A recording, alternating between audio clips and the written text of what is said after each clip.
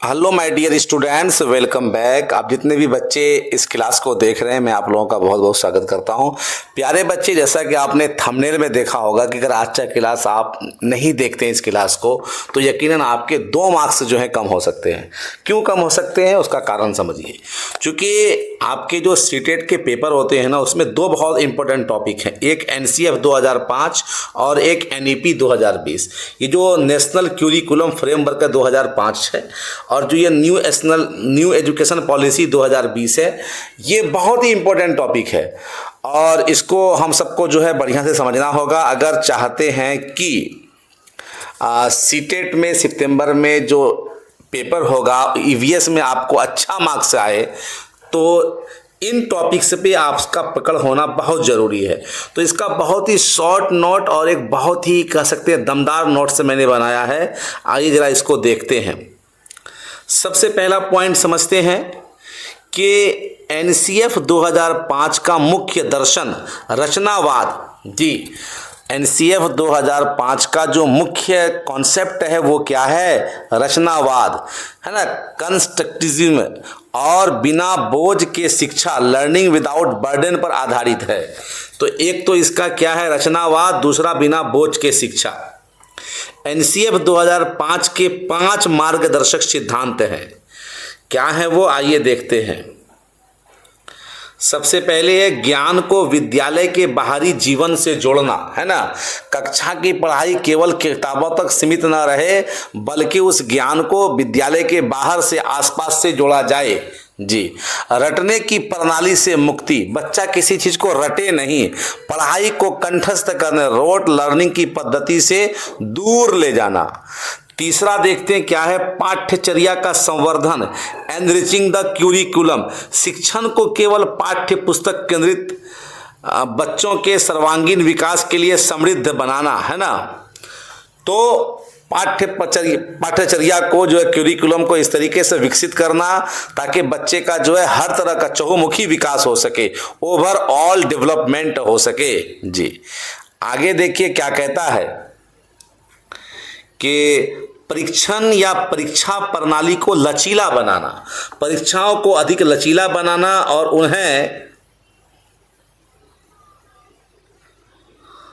उन्हें कक्षा की गतिविधियों से जोड़ना, है ना। यहाँ पर देखिए थोड़ा सा कि पाठ्य पुस्तक केंद्रित न रखकर बच्चों के सर्वांगीण विकास, है ना, ये रखकर छूट गया था। तो ये समझ गए, परीक्षाओं को अधिक लचीला बनाना और उन्हें कक्षा की गतिविधियों से जोड़ना। अगला है कि प्रजातांत्रिक या लोकतांत्रिक मूल्यों का विकास, देश की लोकतांत्रिक नीति के प्रति प्रतिबद्ध का निर्माण करना। जो लोकतांत्रिक देश है हमारा, जो हमारा लोकतंत्र है, उसका जो मूल्य है वो बच्चों में उसका निर्माण करना, बच्चों में उसके प्रति जो है प्रेम उजागर करना। जी, आइए थोड़ा और देखते हैं क्या लिखा हुआ है कि ईवीएस शिक्षण के संदर्भ में एनसीएफ 2005 के मुख्य नियम। एकीकृत उपागम, इंटीग्रेटेड अप्रोच। यहाँ से तो सवाल रहता ही रहता है। कक्षा 3 से 5 में ईवीएस को विज्ञान, सामाजिक विज्ञान और पर्यावरण शिक्षा का एक एकीकृत रूप माना गया। जो ईवीएस आप पढ़ते हैं ना, ये असल में कोई एक विषय नहीं है, इसमें कई विषय शामिल है, जिसमें विज्ञान शामिल है, सामाजिक विज्ञान शामिल है और पर्यावरण शिक्षा शामिल है। आगे चल करके ये सभी अलग अलग सब्जेक्ट के रूप में आपको देखने को मिलते हैं। आइए थोड़ा सा और देखते हैं क्या लिखा हुआ है। ये भी बड़ा इंपॉर्टेंट टॉपिक है कि कक्षा 1 और 2 में ईवीएस क्या कहता है? कक्षा 1 और 2 में ईवीएस की कोई अलग पुस्तक नहीं होगी, क्योंकि ईवीएस की पुस्तक 3, 4, 5 यानी 3 क्लास से शुरू होती है। इसके प्रतियों को भाषा और गणित के माध्यम से पढ़ाया जाएगा। तो बच्चे 1 क्लास में, 2 क्लास में जो भी किताब पढ़ते हैं अपनी भाषा की या गणित वगैरह की, उसके माध्यम से ईवीएस को समझाया जाएगा। एक और बड़ा इंटरेस्टिंग टॉपिक है, पाठ्य पुस्तक एक संसाधन है। पाठ्य पुस्तक ज्ञान का एकमात्र स्रोत नहीं है, बल्कि संसाधनों में से एक है। अमूर्त अवधारणाओं, कठिन परिभाषाओं और तकनीकी शब्दावली को पूरी तरह टालना चाहिए। यानी कि पाठ्य पुस्तक में अगर कुछ ऐसे टर्म है जो बच्चे को नहीं समझ में आ रहे हैं तो उन सबको टाल देना चाहिए प्राइमरी लेवल पर। विषय वस्तु की थीम आधारित संरचना, ईवीएस के पाठ्यक्रम को अलग अलग विषयों में बांटने के बजाय 6 मुख्य थीम्स में विभाजित किया गया है, जिसको मैंने आप लोगों को पहले पढ़ाया भी है, जिसमें परिवार, मित्र है, जल है ना जी।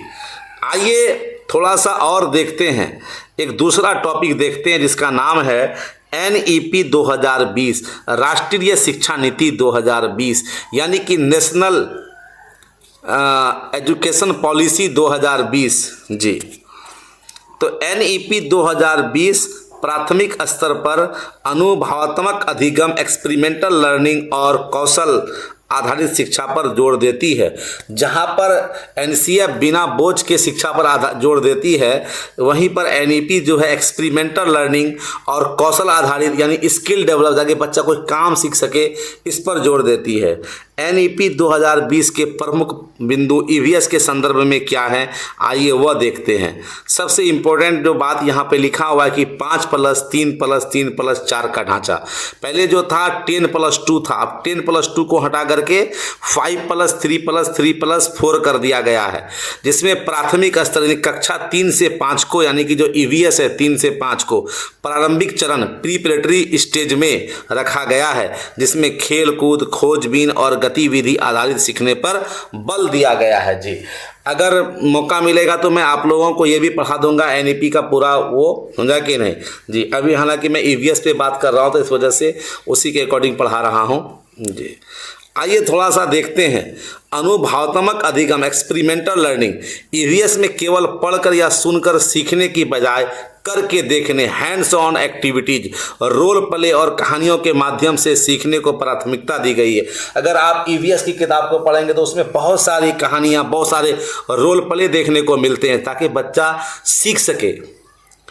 एक और यहाँ पे जो बड़ी इंटरेस्टिंग बात है वो ये कि 360 डिग्री बहुआयामी प्रगति कार्ड है ना, 360 डिग्री हॉलिस्टिक प्रोग्रेस कार्ड। ये क्या होता है?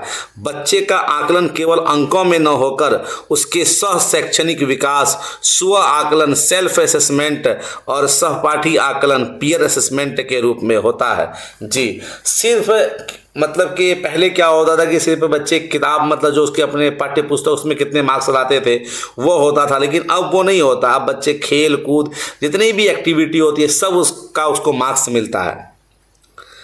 आइए देखते हैं क्या लिखा हुआ है आगे कि मातृभाषा या स्थानीय भाषा में शिक्षा। प्राथमिक स्तर पर शिक्षा का माध्यम बच्चे की मातृभाषा या घर की भाषा होनी चाहिए, जिससे EVS की अवधारणाओं को समझना आसान हो सके जी। अब मान लीजिए कि प्राइमरी का बच्चा है, आप उसको इंग्लिश मीडियम, बच्चा हिंदी भाषी है, आप उसको अंग्रेजी में पढ़ाएंगे, बताइए बच्चा समझेगा? नहीं समझेगा। तो उसको अपनी मातृभाषा में समझाना चाहिए या उसकी स्थानीय भाषा में समझाना चाहिए। समीक्षात्मक सोच, क्रिटिकल थिंकिंग, रटने के बजाय तर्क, प्रश्न पूछने और समस्या समाधान, प्रॉब्लम सॉल्विंग के कौशलों को बढ़ावा देना जी। आइए एक और है इसमें कि प्रौद्योगिकी और सामुदायिक संसाधनों का उपयोग, स्थानीय कारीगरों, किसानों, वरिष्ठ नागरिकों और डिजिटल माध्यमों को शिक्षण में शामिल करना जी। तो पहले क्या था, पहले का जो पढ़ाई था उसमें स्किल्स पर उतना जोर नहीं दिया जाता था। अब क्या है, सारे स्किल्स पर जोर दिया जाता है। एक किसान का काम करना भी एक बड़ा स्किल है जी। तो सारी चीज़ों को जो है शामिल किया जा रहा है NEP 2020 में। एक बड़ा इंटरेस्टिंग यहाँ पर टॉपिक है कि सीटेट एग्जाम में क्विक कंपैरिजन जो आपको मैंने दिया है वो देखिए यहाँ पर क्या है।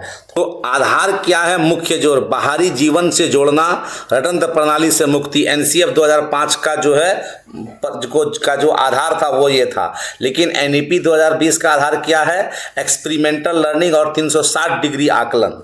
अब संरक्षण का तरीका, इसमें 6 थीम्स के आधार पर एकीकृत पाठ्यक्रम बनाया गया है EVS का। इसमें गतिविधि आधारित, खेल कूद और खोजबीन आधारित पाठ्यक्रम बनाया गया है। और एक बड़ा इंटरेस्टिंग है कि मूल्यांकन का तरीका CCE है ना, सतत एवं व्यापक मूल्यांकन है, लेकिन यहाँ पर क्या है?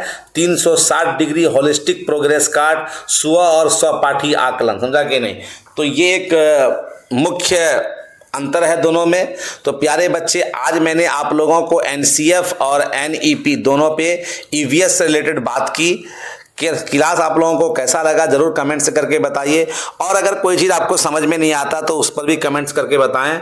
तो आज के क्लास में इतना ही रखते हैं। Thank you so much. जय हिंद, जय भारत।